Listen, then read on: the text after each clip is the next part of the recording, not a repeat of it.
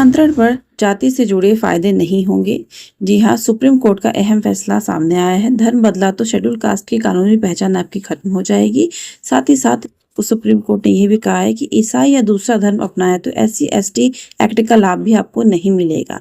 इसे समझने के लिए इस वीडियो को जरूर देखें। ये ले डाउन कर रहा है कि SC/ST एक्ट में कौन कंप्लेंट फाइल कर सकता है।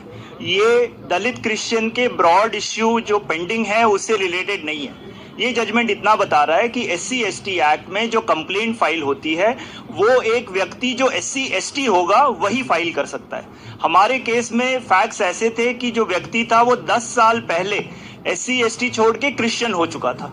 इसीलिए क्वेश्चन आया कि अगर वो क्रिश्चियनिटी में चला गया है तो क्या वो SC/ST के स्टेटस में रहेगा। अगर वो SC/ST के स्टेटस में नहीं रहेगा तो उस कंडीशन में क्या वो कंप्लेंट फाइल कर सकता है SC/ST एक्ट के अंदर। तो कोर्ट ने आज ये अहम फैसला दिया है और कोर्ट ने कहा है कि ये कंप्लेंट उसने जो फाइल करी थी वो मेंटेनेबल नहीं है। तो ये क्रिमिनल प्रोसीडिंग को रिलेटेड है।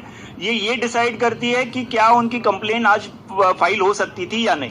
कोर्ट ने क्या कहा है? सुप्रीम कोर्ट का ये कहना है कि क्योंकि आप कंप्लेनेंट जो था वो SC/ST से नहीं है, उसने क्रिश्चियनिटी एक्सेप्ट कर ली है, इसीलिए वो एक SC/ST की कैटेगरी में नहीं आएगा। जैसे सर ने कहा कि 1950 का कॉन्स्टिट्यूशनल ऑर्डर है। कॉन्स्टिट्यूशनल ऑर्डर ये बताता है आपको कि कौन SCs और STs होंगे। अगर उस कॉन्स्टिट्यूशनल ऑर्डर के डेफिनेशन में अगर आप नहीं आते हैं तो उस कंडीशन में आप एक दलित नहीं होंगे और इसीलिए आप फिर ये कंप्लेंट फाइल नहीं कर सकते। ये line of judgment Supreme Court के ऑलरेडी हैं कि SC जो कन्वर्ट हो चुके हैं क्या वो SC/ST माने जाएंगे कि नहीं। इसको लेके कॉन्स्टिट्यूशनल बेंच के जजमेंट्स भी ऑलरेडी हैं जो इसी पॉइंट को अफर्म करते हैं। तो इसीलिए आज का जजमेंट जो है वो पहले के प्रीवियस बहुत सारे जजमेंट्स, कॉन्स्टिट्यूशनल बेंच जजमेंट्स को रीअफर्म कर रहा है कि SC/ST कौन होगा। और अगर आप कन्वर्टेड हैं, आप 10 साल पहले कन्वर्ट हो चुके हैं, आपने SC/ST का स्टेटस छोड़ दिया है, तो फिर आप क्रिश्चियनिटी को एक्सेप्ट करने के बाद आप ये नहीं कह सकते अब मैं SC/ST हूँ। आज का जजमेंट जो है अभी तक जजमेंट अवेलेबल नहीं है। जजमेंट अवेलेबल होने के बाद इस विषय पे टिप्पणी होगी। पर आज का जजमेंट और हमारा जो सबमिशन था वो सिर्फ क्रिमिनल प्रोसीडिंग्स को लेके और SC/ST एक्ट में कौन कंप्लेंट फाइल कर सकता है, कौन कंप्लेनेंट है, वो मेंटेनेबल है कि नहीं, इस पॉइंट ऑफ व्यू से था। इसमें कोई भी रिजर्वेशन वाला इश्यू हमने रेज करा नहीं था और जो ब्रॉडर इश्यू है वो अभी भी पेंडिंग है। जो 1989 का एक्ट आया उस एक्ट ने एम्स एंड ऑब्जेक्ट्स में मेंशन करा था उस समय में कि ये एक्ट क्यों आया है। एक्ट इसीलिए आया था क्योंकि बहुत सारे पीड़ित लोग थे जो SC/ST से थे पर उनका जो है वहां पे कह सकते हैं कि उनके राइट्स वायलेट हो रहे थे। इसीलिए this act was brought in.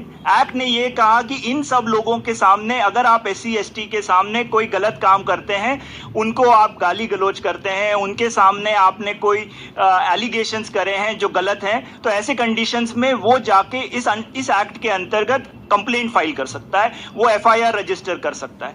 अब उसका डेफिनेशन भी प्रोवाइडेड है। एक्ट में ये बताया गया है कि SC/ST कौन होंगे। तो SC/ST का जो डेफिनेशन सेक्शन 2 में है वो कहता है कि जो कॉन्स्टिट्यूशनल ऑर्डर है 1950 का, उसके डेफिनेशन के हिसाब से डिसाइड होगा कि वो SC/ST है या नहीं है। इसीलिए कॉन्स्टिट्यूशनल ऑर्डर आपको देखना होगा। कॉन्स्टिट्यूशनल ऑर्डर जो है उसका इंटरप्रिटेशन हमारे 2-3 जजमेंट से और बहुत महत्वपूर्ण जजमेंट कॉन्स्टिट्यूशनल बेंच का सुसाई के केस में आया था। उसने इसको इंटरप्रेट करा है कि ये जो 1950 का कॉन्स्टिट्यूशनल ऑर्डर है ये क्या प्रोवाइड करता है। तो उसमें उन्होंने बताया हुआ है कि जो व्यक्ति कन्वर्टेड है वो व्यक्ति इस कैटेगरी में नहीं आएगा। He will not fall under the definition of an SC/ST under the constitutional order. तो इसीलिए अगर ये एक्ट कहता है कि कॉन्स्टिट्यूशनल ऑर्डर के बेसिस पे रहेगा और वो अगर नहीं। चैनल का कंटेंट अच्छा लगा हो तो चैनल को लाइक एंड सब्सक्राइब करना ना भूलें। Thank you for watching this video.